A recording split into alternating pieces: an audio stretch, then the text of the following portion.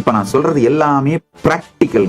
Modern டேல AI காரணத்தினால எல்லா விதமான நாலேஜ், எக்ஸ்பர்டைஸ் எல்லாமே டெமோக்ரடைஸ் ஆயிடுச்சுங்க. நமக்கு தேவையானது எல்லாமே காத்துல இருக்குங்க. எடுத்து வச்சுட்டு ஆர்கனைஸ் பண்ணிட்டு வாழ வேண்டியது மட்டும்தாங்க.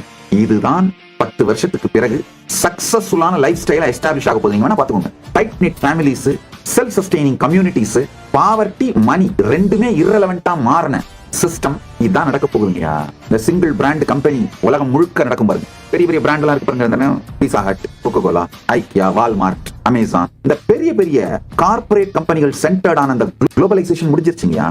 இந்த வாழ்க்கை முறை வாழ்ந்துட்டு ஐயோ நான் 90s கிட் சாமி, எனக்கு பொண்ணு கிடைக்கல, கல்யாணம் ஆகல, நீ உயிரோடு இருக்கிறதே தப்பு, உனக்கு பொண்ணு கிடைக்கலன்னு வேற புலம்பரியா? அதுவே சான்ஸ். சுதந்திரத்தை விட்டுக் கொடுக்காமல் கான்ஷியஸ் சாவரனிட்டி, தன்னுடைய வாழ்க்கையை அமைத்துக் கொள்ளுகின்ற கான்ஷியஸ் சாவரனிட்டியை இழக்காமல் செல்வத்தை உருவாக்கி கொள்ளுகின்ற சமூகம் எவால்வ் ஆயிட்டு இருக்கு, எவால்வ் ஆக போகுது. அப்படித்தான் 10 ஆண்டுகளுக்குள் உலகம் அமைய போகிறது.